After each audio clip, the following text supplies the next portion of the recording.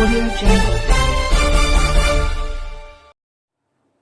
नमस्कार, आप देख रहे हैं मशाल न्यूज, जन जन की आवाज, आफताब इरफान के साथ। सरकार को 10 माह से अधिक समय बीत चुका है।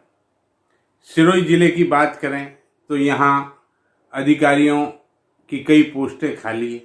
जो पोस्टें भरी थी वहाँ से राजनीतिक दबाव के कई निर्णय हुए, जिससे वो पोस्टें और खाली हो गई।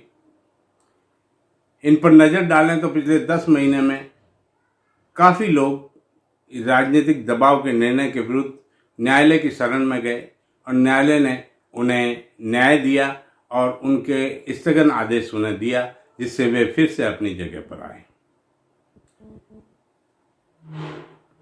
ये सिलसिले की शुरुआत CMHO राजेश कुमार से हुई। वे उनके ट्रांसफ़र के बाद वे स्टे लाए। उसके बाद ये सिलसिला चलता हुआ अब तक वेंडरों तक पहुंच चुका है। हमारी जानकारी के अनुसार सबसे पहले राजेश कुमार, उसके बाद शिवगंज के EO प्रकाश डूडी का ट्रांसफ़र हुआ, वे स्टे लाए। उसके बाद शिवगंज के तहसीलदार श्याम सिंह चारण का ट्रांसफ़र हुआ, वे न्यायालय की शरण में गए, उन्हें स्टे मिला। उसके बाद पशुपालन विभाग के जॉइंट डायरेक्टर जगदीश बरबड़ का ट्रांसफ़र हुआ, वे भी न्यायालय के शरण में गए, उन्हें भी स्थगन आदेश मिला। उसके बाद नवनीत वर्मा का मामला हाल ही का है कि उनके विरुद्ध छात्रों ने आंदोलन किया और मंत्री पहुंचे और वहां से ही उन्होंने राजनीतिक दबाव बनाते हुए उनके APO के आदेश करवाए। उस पर नवनीत वर्मा न्यायालय की शरण में गए और न्यायालय ने इस निर्णय को गलत माना, राजनीति से प्रेरित माना और उन्हें वापस कॉलेज में लगाया गया। उसके बाद मेला लगा, जो हर वर्ष लगता है, लेकिन व्यापारी हर वर्ष विरोध भी करते हैं। पर इस बार व्यापारियों के विरोध धरने में सांसद के पुत्र भी शामिल थे और उस दबाव से प्रशासन ने नियमों के विरुद्ध जाकर जो परमिशन दी थी उसे कैंसिल की। उस पर जो मेले के ऑनर थे वे न्यायालय की शरण में गए। न्यायालय ने वो नियमों विरुद्ध और राजनीतिक दबाव मानते हुए उन्हें मेला लगाने की परमिशन दी। और हाल ही में विवेकानंद स्कूल के नज़दीक नॉनवेज के कुछ स्टॉल लगते थे, जो पूर्व में सरजावाव गेट पर लगते थे, तो उस पर ऑब्जेक्शन किया लोगों ने कि हर धर्म के लोग यहाँ आते हैं और उन्हें परेशानी होती है। तो कलेक्टर और नगर परिषद प्रशासन ने इन सब को विवेकानंद स्कूल के पास जो वेंडिंग जोन था और इनके पास वेंडर का कार्ड भी था, वहाँ लगवाया और उस एरिया में नॉन वेज खाने वाले लगभग लोग रहते हैं।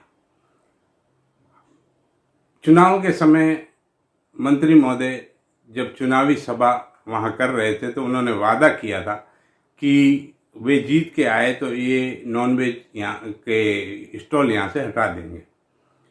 बात आई गई हुई, लेकिन लोगों ने मंत्री की वो बात को गांठ बांध ली और वे गए। उन्हें बार बार इस बात के लिए प्रेशराइज किया, तो मंत्री ने भी बार बार फ़ोन कर नगर परिषद के कार्यवाहक आयुक्त पर दबाव बनाया और वे खुद कार्यवाहक आयुक्त वहाँ पहुँचे और उन ठेलों को जबरन वहाँ से हटाया गया।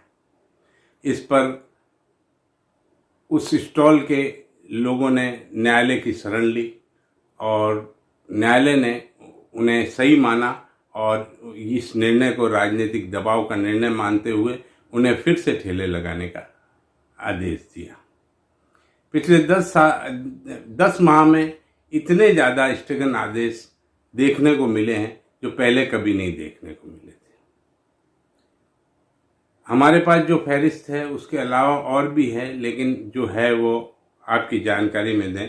सबसे पहले राजेश कुमार, उसके बाद प्रकाश डूडी EO शिवगंज, उसके बाद श्याम सिंह चारण तहसीलदार शिवगंज, उसके बाद जगदीश बरबड़ जॉइंट डायरेक्टर पशुपालन विभाग, उसके बाद नवनीत वर्मा लेक्चर APO, उसके बाद मेला और अब वेंडर। इस तरह ये सिलसिला निर्देशों के विरुद्ध न्यायालय जाने का लगातार जारी है और देखना है ये कब तक जारी रहता है।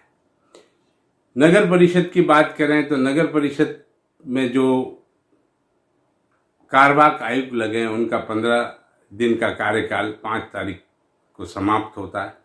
इस समय कोई वहाँ आयुक्त नहीं है और डीएलबी से आदेश भी आ गए हैं कि जिनके 15 दिन पूरे हो चुके हैं उन्हें हटाकर उनकी जगह एसडीएम या आरएमएस अधिकारी को लगाया जाए। वहीं बोर्ड की बैठक भी 11 को रखी गई है। ऐसे में देखना है कि कौन सा अधिकारी उस बोर्ड बैठक को कर पाएगा। एक शायर की 2 लाइनें याद आती है, वक्त 100 मुंसिफों का मुंसिफ है, वक्त आएगा इंतजार कर।